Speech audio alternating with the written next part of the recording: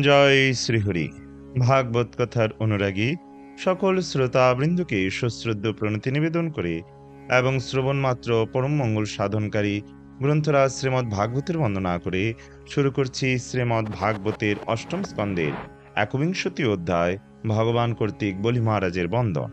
তাই সবাইকে মনোযোগ সহকারে শ্রবণ করার অনুরোধ রইল। তার আগে অমৃত কাদম্বিনী চ্যানেলটি সাবস্ক্রাইব না করলে এখনই সাবস্ক্রাইব করুন আর নিত্য ভাগবত কথা শ্রবণ করুন। হরি ওম তৎসৎ। নারায়ণম নমস্কৃত্য নরম চৈব নরোত্তমম দেবীম সরস্বতীম ব্যাসম তত জয়মতদীরৈত তমাদিদেবম করুণানিধানম তমালবর্ণম সুইতাবতারম অপার সংসার সমুদ্র সেতুম ভজামহে ভাগবত স্বরূপম। ওম নমো ভগবতে বাসুদেবায়। শ্রীল সুখদেব গোস্বামী বললেন, পদ্মফুলে যার জন্ম হয়েছিল সেই ব্রহ্মা যখন দেখলেন ভগবান বামন দেবের পদনখচন্দ্রের ছটায় তার ধাম ব্রহ্মলোকের দূতটি নিষ্প্রভ হয়েছে, তখন তিনি ভগবানের সমীপবর্তী হয়েছিলেন। মরীচি প্রমুখ ঋষিগণ এবং সনন্দন প্রমুখ মহাব্রত যোগীরাও তখন ব্রহ্মার সঙ্গে ছিলেন। হে রাজন, তখন পার্শ্বস্ব ব্রহ্মাকে নিতান্ত তুচ্ছ বলে মনে হয়েছিল।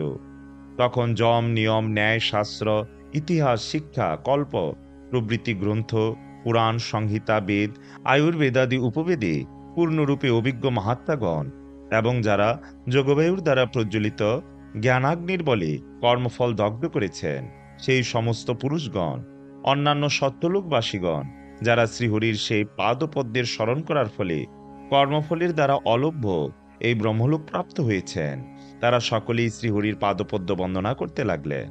তারপর ব্রহ্মা ঊর্ধ্বদিকে প্রসারিত বিষ্ণুর পাদপদ্মের উদ্দেশ্যে পাদ্যার্ঘ্য প্রদান করলেন এবং ভগবানের নাভিপদ্ম থেকে যার জন্ম হয়েছিল সেই ব্রহ্মা ভক্তিবরে বিষ্ণুর অর্চনা করে স্তব করতে লাগলেন। হে রাজন, ব্রহ্মার কমণ্ডলুর জল উরুক্রম বামন দেবের পাদপদ্ম ধৌত করে অত্যন্ত পবিত্র হওয়ায় সুরধুনিরূপে পরিণত হয়েছিল। সেই নদী আকাশে প্রবাহিত হয়ে ভগবানের বিমল কীর্তির মতো ত্রিলোক পবিত্র করছে। ব্রহ্মা এবং বিভিন্ন লোকের সমস্ত লোকপালগণ তাদের পরম প্রভু বামন দেবের পূজা করতে শুরু করেছিলেন, যিনি তার সর্বব্যাপ্ত রূপকে ছোট করে তার আদিরূপ গ্রহণ করেছিলেন। তারা তার পূজার জন্য সমস্ত উপাচার সংগ্রহ করেছিলেন। তারা সুগন্ধি ফুল, জল, পাদ্য, অর্ঘ্য ও গুরু চন্দন অনুলেপন, ধূপ, দীপ, খই, অক্ষত, শস্য, ফল, অঙ্কুর, ভগবানের মাহাত্ম্যসূচক স্তব, জয়ধ্বনি, নিত্য, বাদ্য, গীত, শঙ্খ এবং দুন্দুভীর ধ্বনি সহকারে ভগবানের আরাধনা করেছিলেন।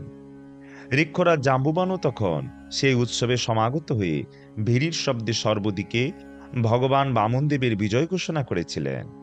বলি মহারাজের অনুগামী অসুরেরা যখন দেখলেন যজ্ঞ অনুষ্ঠানে দৃঢ় সংকল্প তাদের প্রভুর সর্বস্ব ত্রিপাদ ভূমি ভিক্ষার ওছিলায় বামন দেব অপহরণ করেছেন, তখন তারা অত্যন্ত ক্রুদ্ধ হয়ে বলতে লাগলেন, এই বামন নিশ্চয় ব্রাহ্মণ নয়, এ মায়াবী সৃষ্ট বিষ্ণু। ব্রাহ্মণ বেশে তার স্বরূপ গোপন করে সে দেবতাদের স্বার্থসিদ্ধির চেষ্টা করছে। আমাদের প্রভু বলি মহারাজ যজ্ঞ অনুষ্ঠান করার জন্য তার দণ্ডদানের ক্ষমতা পরিত্যাগ করেছেন। সেই সুযোগে আমাদের চিরশত্রু বিষ্ণু ব্রহ্মচারী ভিক্ষুক বেশে তার সর্বস্মরণ করেছে। আমাদের প্রভু বলি মহারাজ সর্বদাই সত্যব্রত, বিশেষ করে এখন যেহেতু তিনি যজ্ঞ অনুষ্ঠানে দীক্ষিত হয়েছেন, তিনি সর্বদাই ব্রাহ্মণদের হিতকারী এবং দয়াবান। তিনি কখনোই মিথ্যা কথা বলতে পারেন না। তাই আমাদের কর্তব্য এই বামনরূপী বিষ্ণুকে বধ করা, এটি আমাদের ধর্ম এবং আমাদের প্রভুর সেবা করার উপায়। এইভাবে সংকল্প করে বলি মহারাজের অনুচর অসুরেরা বামনদেবকে বধ করার উদ্দেশ্যে অস্ত্র ধারণ করেছিল।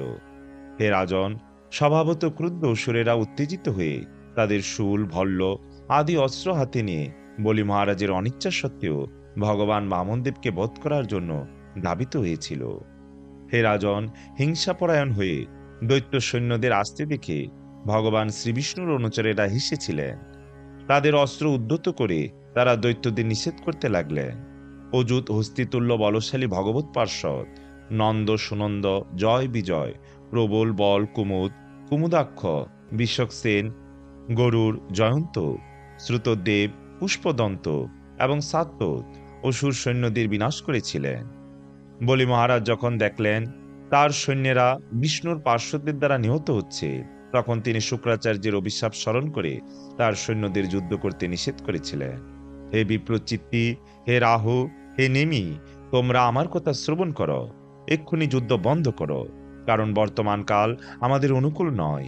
হে দৈত্যগণ, যিনি সমস্ত জীবের সুখ এবং দুঃখ প্রদানকারী, সেই ভগবানকে কেউই পৌরুষের দ্বারা পরাস্ত করতে পারে না। ভগবানের প্রতিনিধি কাল, যিনি পূর্বে আমাদের অনুকূল ছিলেন এবং দেবতাদের প্রতিকূল ছিলেন, সেই কাল এখন আমাদের বিপরীত হয়েছেন।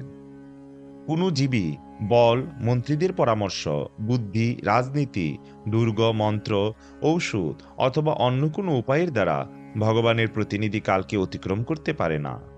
পূর্বে দৈব বলে বলিয়ান হয়ে তোমরা বহুবার বিষ্ণুর এই সমস্ত অনুচরদের যুদ্ধে পরাজিত করেছ। আজ তারাই যুদ্ধে তোমাদের পরাজিত করে সিংহনাদ করছে। দৈব যদি আমাদের অনুকূল হয়, তাহলে আমরা আবার তাদের পরাজিত করতে পারব। অতএব সেই অনুকূল কালের জন্য প্রতীক্ষা করা কর্তব্য।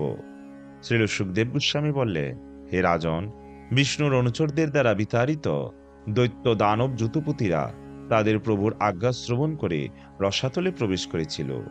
তারপর যজ্ঞান্তে সমরস পানের দিন পক্ষীরাজ গরুর তার প্রভুর অভিলাষ বুঝতে পেরে বরুণ পুষের দ্বারা বলি মহারাজকে বন্ধন করেছিলেন।